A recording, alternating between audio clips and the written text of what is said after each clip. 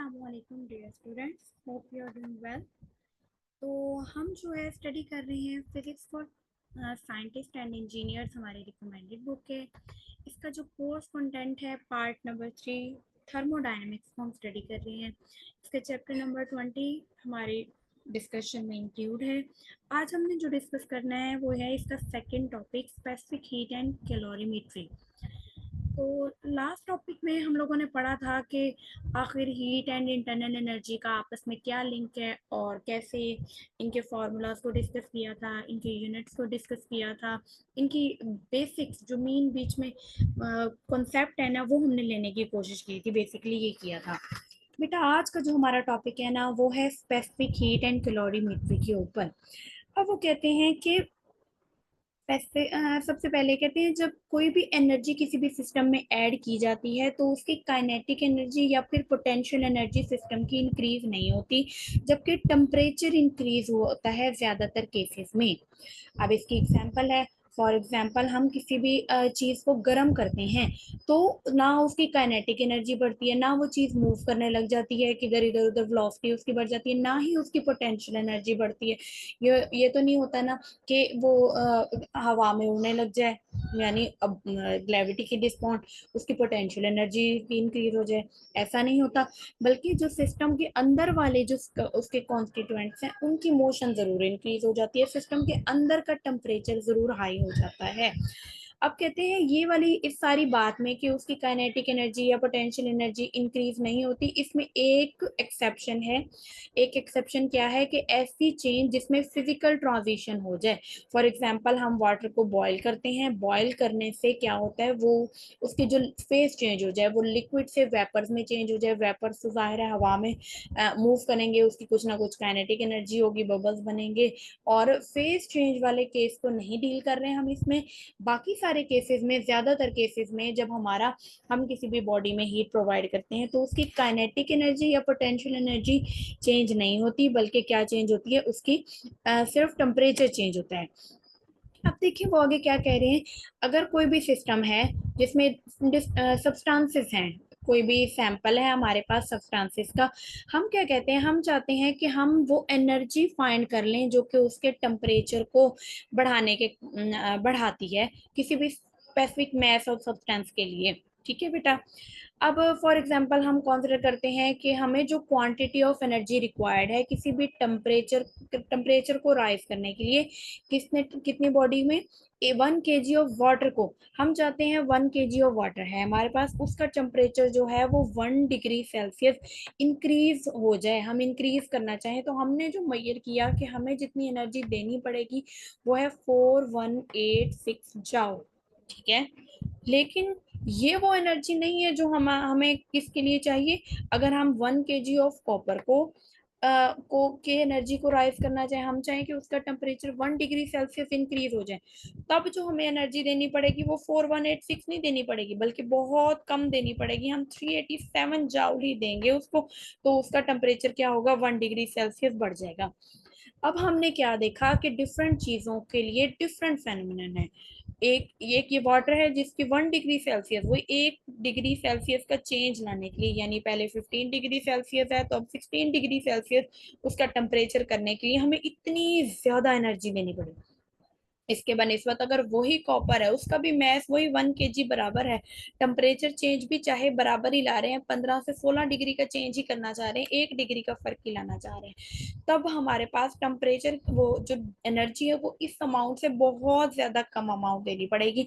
हमारी डिस्कशन बताती है कि मटेरियल टू मटेरियल वेरी करेगी। कोई एक ऐसी चीज तो है, कोई ऐसी क्वांटिटी है, कोई एक ऐसा मेजरमेंट तो है जिसकी वजह से क्या हो रही है, एनर्जी का डिफरेंस आ रहा है। हमने अब इस चीज को कि इनकी जो डिफरेंस है, हमने कह दिया कि हर सब्सटेंस की अपनी कोई ना कोई हीट कैपेसिटी होती है। ठीक है। हीट कैपेसिटी क्या है, वो उसकी कैपेसिटी है, वो उसकी ताकत है, कितनी वो एनर्जी अब्सॉर्ब कर भी ले ताकि वो उसमें एनर्जी चेंज ना आए। फॉर एग्जांपल यही हमारा वाटर है, इसे हम 387 जाउल दें, इसमें कोई टेम्परेचर चेंज नहीं आएगा, यानी इसकी हीट कैपेसिटी बहुत ज्यादा है बनिस्बत कॉपर के। ठीक है बेटा। अब हीट कैपेसिटी एक टर्म है साइंटिफिक, जिसको हम लोग डिफाइन ऐसे करते हैं। कैसे डिफाइन की जाती है? ये वो अमाउंट ऑफ एनर्जी है जो किसी भी सैंपल के टेम्परेचर को 1 डिग्री सेल्सियस बढ़ाती है। अब हम इसकी डेफिनेशन को अगर मैथमेटिकल फॉर्म में चेंज करें तो हम कहेंगे कि टेम्परेचर एनर्जी डायरेक्टली प्रोपोर्शनल है हमारे टेम्परेचर चेंज के, जबकि एक ये सी क्या है हमारे पास, इसमें स्पेसिफिक कांस्टेंट है जिसे हम कहेंगे हीट कैपेसिटी है। अब हम ज्यादा स्पेसिफिकली बात करना चाहें तो हम क्या कहेंगे कि हम कंसिडर कर सकते हैं स्पेसिफिक हीट सी। हम कहते हैं कि हम लोग सिर्फ एनर्जी और सिर्फ टेम्परेचर की बात नहीं कर रहे, हम उसमें क्वांटिटी की बात भी कर रहे हैं कि आखिर हमारे पास मटेरियल कितना है। अगर हम मेजर करें कि हमारे पास यही heat capacity per unit mass, एक यूनिट मास के से डिवाइड किया दिया जाए, इसी हीट कैपेसिटी को, इसी क्यू को डिवाइड कर दिया जाए मास से और डिवाइडेड बाय टेम्परेचर, तो ये हमारे पास क्या हो जाएगा, स्पेसिफिक हीट सी बन जाएगी। तो हम कहते हैं हमने स्पेसिफिकली फाइंड कर लिया कि अगर हम किसी एक केजी के ऑब्जेक्ट में 1 डिग्री का फर्क लाना चाह रहे हैं तो जितनी हमें हीट देनी पड़ेगी वो क्या कहलाएगी, हमारी स्पेसिफिक हीट कहलाएगी। अब ये ऊपर हमारे पास टेबल 20.1 दिया हुआ है, ये हमारे पास डिफरेंट चीज़ों को बता रहा है। इसमें सबसे इम्पोर्टेंट जो है वो ज़्यादा इम्पोर्टेंट हमारे लिए हम ये कह सकते हैं वाटर है। वाटर की स्पेसिफिक हीट हमने मैयर जो की हुई है वो 15 डिग्री सेल्सियस पे मैयर की हुई है। वो कितनी है, 4186, और ज्यादातर टेम्परेचर पे इसकी स्पेसिफिक हीट जो है वो कॉमन ही रहती है। ठीक है। इसको 15 15 डिग्री से 16 डिग्री करने के लिए हम इतनी हीट देंगे तो ये चेंज होगा 1 डिग्री, अदरवाइज इससे कम देंगे तो ऐसा लगेगा कि वाटर पे कोई भी इफेक्ट नहीं पड़ा। ठीक है। अच्छा देखिए बेटा, उसके बाद हम लोगों ने क्या इसी को डिस्क्राइब किया है कि हम लोग क्या कहते हैं, स्पेसिफिक हीट क्या करती है, मैयर करती है कि कितना हमारे पास बॉडी जो है वो थर्मली इनसेंसिटिव है, हमारी हीट को कोई भी खातिर ख्वाह नहीं लाती, कितना उसमें एबिलिटी है कि वो हमारी हीट को एब्जॉर्ब करने के बावजूद भी अपने टेम्परेचर को रिटेन कर सके। ये डिफरेंट ऑब्जेक्ट्स की डिफरेंट है। अब देखिए उसके क्या कहते हैं, जितनी ज्यादा मटेरियल की स्पेसिफिक हीट होगी उतनी ज्यादा एनर्जी उसको प्रोवाइड की जाएगी ताकि हम उसमें कोई भी पार्टिकुलर टेम्परेचर चेंज ला सकें। अब वही बताया हुआ है कि ऊपर टेबल में ज्यादातर चीजें दी हुई हैं। कहते हैं यही जो हमारे पास इक्वेशन है इसको ही हम रीअरेंज करें तो हम क्या कर सकते हैं, हीट फाइंड कर सकते हैं अपने वो वाली हीट जो हमारी बॉडी में से, स्पेसिफिक बॉडी में से टेम्परेचर में जा रही है। अब इसके लिए ना मैं एग्जांपल देती हूँ पहले। फॉर एग्जांपल एक हॉट कप ऑफ टी पड़ा हुआ है किसी भी रूम में, रूम टेम्परेचर है, नॉर्मल जो टेम्परेचर होता है फॉर एग्जांपल 25 डिग्री सेल्सियस। अब हम क्या कहते हैं कि हम ये तो मेजर कर सकते हैं कि हमने ये जो कप ऑफ टी है उसको कितनी हीट दी तो उसका टेम्परेचर 1 डिग्री बढ़ गया, एक दूसरा ये एक और डिग्री बढ़ गया, टेम्परेचर बढ़ गया। हम क्या कर सकते हैं कि हम ये फाइंड नहीं कर सकते कि आखिर हमारे कप ऑफ टी में से कितना टेम्परेचर वो एक्सपेल आउट हुआ हॉट से, कि वो उसका टेम्परेचर रूम टेम्परेचर के बराबर हो गया। यानी हम कहते हैं हमारी चाय ठंडी हो गई, ठंडी नहीं होती बेसिकली, वो हमारे रूम टेम्परेचर के बराबर उसका टेम्परेचर हो जाता है। ठीक है बेटा। हम वो हीट निकालना चाहते हैं जो अब इसमें से एक्सपेल आउट हुए। वो हीट निकालने के लिए इसी को हम रीअरेंज करेंगे तो हम क्या करेंगे, ये वो वाला मैस है जो हमारी टी का मैस है, सी उसकी स्पेसिफिक हीट है जो हम डिफरेंट वैल्यू हमें गिवन है या हम फाइंड कर चुके हैं, उसको उबालते वक्त या उसे गर्म करते वक्त हम सी फाइंड कर चुके हैं। डेल टी क्या है, वो टेम्परेचर डिफरेंस है। फॉर एग्जांपल मैं कहती हूँ हमारी जो टी थी, हॉट कप ऑफ टी हमारा 40 डिग्री सेल्सियस पे था, जबकि हमारा हमारा रूम टेम्परेचर 25 डिग्री सेल्सियस पे है। तो ये जो डेल टी है क्या है, हमारे पास दोनों का डिफरेंस है। 40 - 25 बेसिकली 15 डिग्री सेल्सियस का हम कहते हैं चेंज आने से कितना हमारे पास आखिर वो हीट है जो हमारे पास सराउंडिंग में एक्सपेल आउट हो जाएगी, हमारी बॉडी में से निकल के सराउंडिंग में चली जाएगी। वैसे तो आमतौर पे रूम टेम्परेचर हम मेजर करना बहुत मुश्किल है कि आखिर ये 25 डिग्री सेल्सियस से बढ़ा है या नहीं बढ़ा, या हीट हमारी कहाँ यूज हो गई। ठीक है बेटा। उन्होंने खुद भी एक एग्जांपल दी हुई है वाटर के लिहाज से कि वाटर का मैस इतना हो और ये उसका टेम्परेचर हो, और अगर हम तो आप बताएं कि हमारे पास कितना एनर्जी चाहिए होगी उसके टेम्परेचर को 1 डिग्री राइज करने में। यानी उसके टेम्परेचर को राइज करने में कितनी डिग्री चाहिए होगी, हीट उसमें कितनी है, या ये अमाउंट ठीक है, उसमें कितनी, ये देखें ये मैथ की वैल्यू है, ये आपके पास वाटर के स्पेसिफिक हीट की वैल्यू है 4186 जाउल पर केजी पर डिग्री सेल्सियस। ये चेंज इन टेम्परेचर हम लोग लाना चाहते हैं कि हम 3 डिग्री का चेंज ले आए। तो हम क्या कहते हैं, और तो ये हमने फाइंड कर ली 6.28 इंटू 10⁻³ जाउल। ये इतनी एनर्जी हम देंगे तो वाटर का के अंदर, वाटर के इतने मैस में 0.5 kg में तीन 3 डिग्री का 3 डिग्री सेल्सियस का चेंज हम ला सकते हैं। अब वो कह रही हैं कि एक चीज नोट कर लें, हमारे पास जो Q और डेल टी है ये तब पॉजिटिव होगा जब सिस्टम को एनर्जी प्रोवाइड की जाए। फॉर एग्जाम्पल वाटर को एनर्जी प्रोवाइड की जाए तो हम ये कहेंगे कि हम ये दोनों पॉजिटिव हैं। अगर सिस्टम में से एक्सपेल हो जाए या सिस्टम का टेम्परेचर डिक्रीज हो जाए तो हम क्या कहेंगे, Q और डेल टी क्या है, नेगेटिव हैं, यानी एनर्जी सिस्टम से आउट ट्रांसफर हो रही है, transfer out of the system. अब जो है हम क्या कहते हैं कि हम जो ये नोट कर रहे हैं एम सी डेल टी को हम इंटरनल एनर्जी के तौर पे भी जाहिर कर सकते हैं। क्यू वो हीट है जो एनर्जी प्रोवाइड की गई सिस्टम को, एम सी डेल टी क्या है, वो इंटरनल एनर्जी है जो जो इधर या इधर in the form of heat क्या हो रही है, शिफ्ट हो रही है। इसको इस तरह भी डिस्क्राइब किया जा सकता है।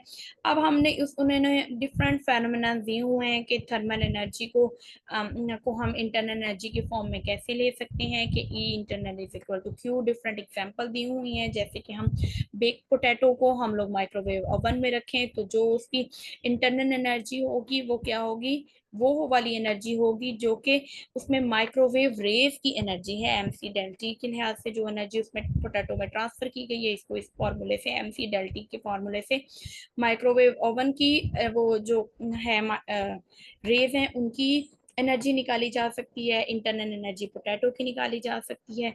इसी तरह डिफरेंट और भी एग्जांपल दी हुई हैं, बाईसाइकिल के पंप में जो एनर्जी, वो भी हम लोग एम सी डेल्टी के फॉर्मूले से निकाल सकती हैं। ठीक है बेटा। और हम कहते हैं कि जो स्पेसिफिक हीट है वो आमतौर पे टेम्परेचर के साथ वेरी कर सकती है, लेकिन इसका जो वेरिएशन है वो इतना ज्यादा नहीं होता कि हम उसे कंसिडर कर लें। जैसे मैं आपको कह रही हूँ, पीछे हमने वैल्यू जो स्पेसिफाई उस पर लिखा हुआ है कि ये जो स्पेसिफिक हीट ऑफ वाटर है ये एट 15 डिग्री सेल्सियस है, लेकिन मैंने आपको वैसे भी बताया कि मोस्टली रेंजेस में ये ऑलमोस्ट कॉमन ही रहती है, इसलिए इसके जो चेंज है ना उसको इग्नोर किया जा सकता है। अब वो क्या कह रहे हैं, यही वाली बात है कि ऑलमोस्ट 1% का चेंज आता है वाटर की स्पेसिफिक हीट में 0 डिग्री सेल्सियस से लेकर 100 डिग्री सेल्सियस से, तो इसलिए इसको इग्नोर किया जा सकता है। बेटा ये क्विक क्विज है, इसमें उन्होंने कहा हुआ है कि अगर 1 kg लिया जाए हर चीज का, आयरन का भी, ग्लास का भी, वाटर का भी, और तमाम सैंपल्स को 10 डिग्री सेल्सियस पर रखा जाए, तो अब बताएं कि सबसे ज्यादा से लेकर सबसे कम लोएस्ट टेम्परेचर, मतलब हाईएस्ट टू लोएस्ट टेम्परेचर में अरेंज करना है आपने इनको। अगर हम इसे 100 जूल ऑफ एनर्जी दें, आपने इनकी स्पेसिफिक हीट को कंसिडर करना है। जिसकी स्पेसिफिक हीट सबसे कम है उसमें टेम्परेचर का चेंज सबसे ज्यादा आएगा, जिसकी स्पेसिफिक हीट सबसे ज्यादा है उसके अंदर टेम्परेचर चेंज सबसे कम आएगा। स्पेसिफिक हीट और टेम्परेचर एक दूसरे के इनवर्सली प्रोपोर्शनल है। ठीक है बेटा। इसके अलावा बी ऑप्शन में उन्होंने पूछा हुआ है कि रैंक करें अब greatest to lowest amount of energy transfer. Energy जो है क्यू जो है वो डायरेक्टली प्रोपोर्शनल है हमारी स्पेसिफिक हीट के, जिसकी जितनी ज्यादा स्पेसिफिक हीट होगी उसमें उतनी ज्यादा एनर्जी ट्रांसफर की जाएगी उसका टेम्परेचर को राइज करने के लिए। कह रहे सबका टेम्परेचर 20 डिग्री सेल्सियस कर दिया, बताओ किसने सबसे ज्यादा एनर्जी ले ली, ठीक है, और किसने सबसे ज्यादा कम एनर्जी। जिसकी सबसे ज्यादा स्पेसिफिक हीट उसने सबसे ज्यादा एनर्जी ले ली। हमने पढ़ा ना Q is equal to M C delta, C और क्यू एक दूसरे के डायरेक्टली प्रोपोर्शनल है। तो ये आप लोग खुद सॉल्व आउट कर लेंगे। बेटा इस सारी चीज को उन्होंने मैयर आउट किया हुआ है कि हमने अभी देखा कि वाटर की जो स्पेसिफिक हीट है वो बहुत ज्यादा हाई है, ठीक है।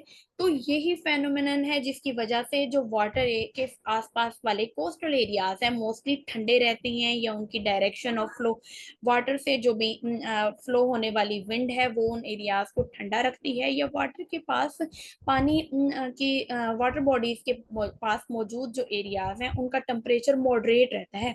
इसमें बेसिकली वो ही डिस्क्रिप्शन दी हुई है कि इस वजह से क्योंकि वाटर की स्पेसिफिक हीट बहुत ज्यादा होती है, वो अपने अंदर बहुत कम हम हीट चेंज लाता है, चाहे जितना ज्यादा हाई टेम्परेचर भी हो जाए, जिसकी वजह से क्या होता है, उसके आसपास वाले एरियाज या अपने आसपास मौजूद एयर को भी वो ठंडा रखने में हेल्प आउट करता है।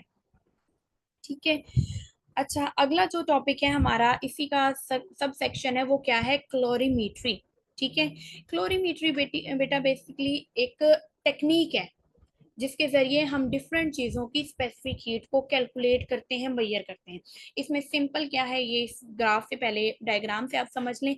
हमारे पास ये वो मटेरियल है जिसकी हम स्पेसिफिक हीट मेजर करना चाहते हैं। हम इस मटेरियल को पहले बहुत ज्यादा हाई टेम्परेचर देंगे। फॉर एग्जाम्पल हम कहते हैं हमने इसका टेम्परेचर कर दिया Tx, इसकी स्पेसिफिक हीट जो Cx है वो असल में हम निकालना चाह रहे हैं। मैथ हमें पता है कि 1 kg लिया हुआ है, 2 kg लिया हुआ है, या जितना भी लिया हुआ है। हम क्या करते हैं, पहले इस को गर्म करते हैं। फॉर एग्जांपल टेम्परेचर Tx कर दिया, उसके बाद हम इसे ठंडे पानी में, या एक पानी जिसका हमने मेजर किया हुआ टेम्परेचर पहले इतना था, उसमें प्लेस कर देते हैं। हम क्या कहते हैं, हमें ये भी पता है कि पानी का मैस कितना है, पानी की स्पेसिफिक हीट हम हमेशा से कैलकुलेट कर चुके हैं, पानी का टेम्परेचर भी हम जान चुके हैं।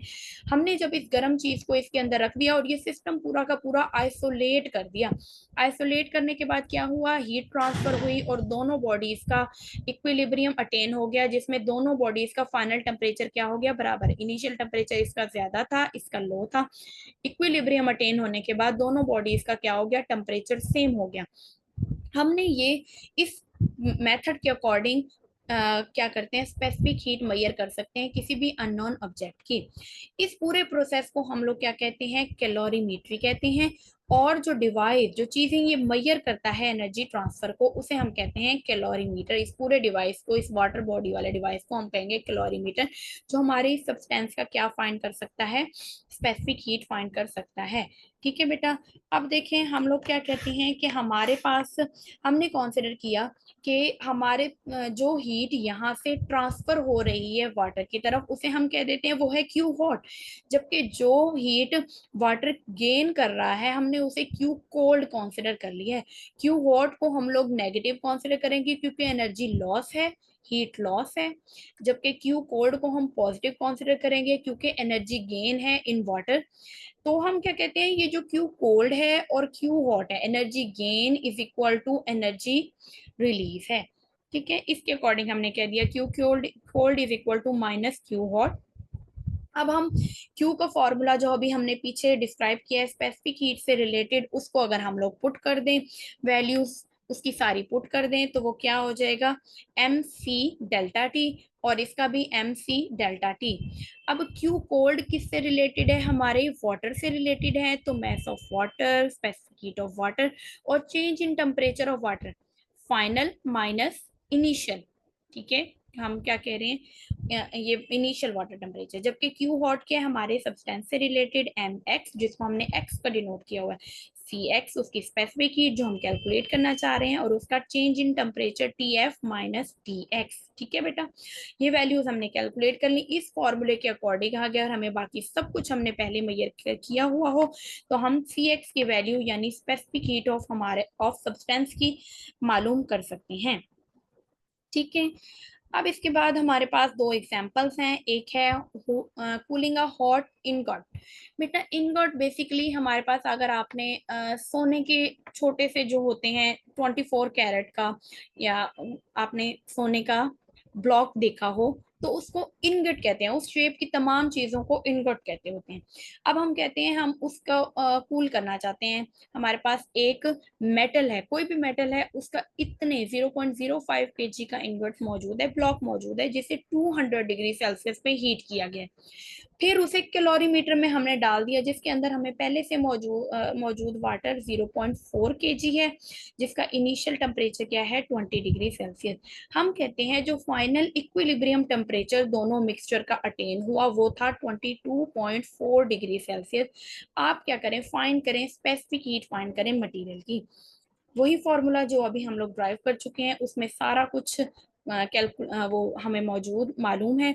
हम सी एक्स को सेपरेट करेंगे, बाकी चीज़ें यहाँ डिवाइड में आ गई, वैल्यूज पुट करेंगे और क्या आ जाएगा हमारे पास। वाटर की स्पेसिफिक हीट हमें पता है 4186 है, इसको कैलकुलेट करेंगे, इसको सिंप्लीफाई करेंगे तो हमारे पास आंसर आ जाएगा 453 जाउल पर केजी पर डिग्री सेल्सियस। ये हमारे जो ब्लॉक है उसका ब्लॉक ऑफ मेटल है उसकी क्या दी हुई है, स्पेसिफिक हीट दी निकल आई है। दूसरी इसके अलावा एक एग्जांपल है fun time for a cowboy.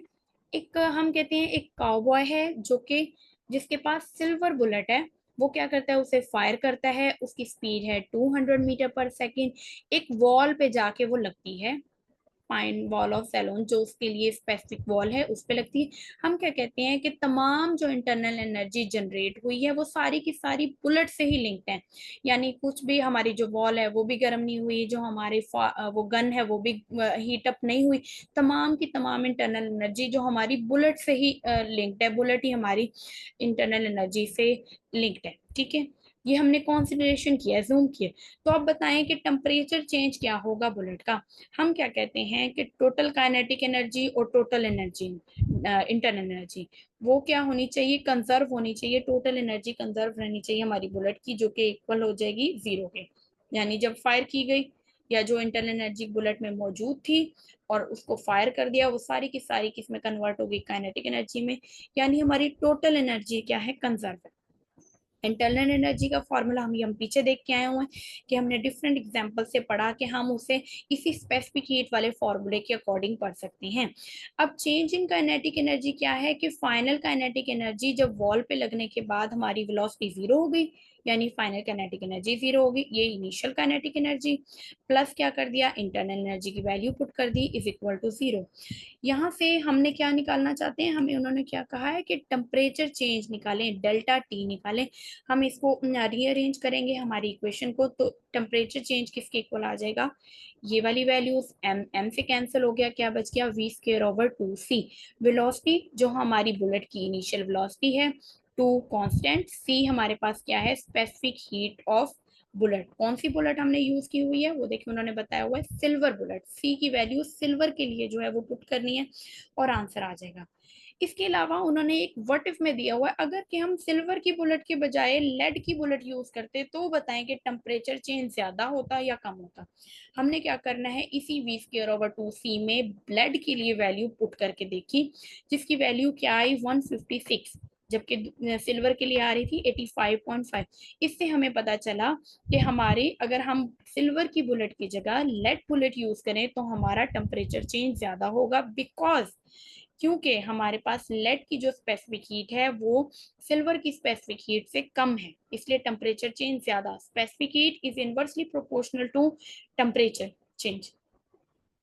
तो बेटा आज का हमारा टॉपिक यही था। अब इंशाल्लाह नेक्स्ट लेक्चर में हम लोग ये नेक्स्ट टॉपिक डिस्कस करेंगे, लेटेंट हीट। अभी के लिए इतना ही। ओके बेटा, अल्लाह हाफिज।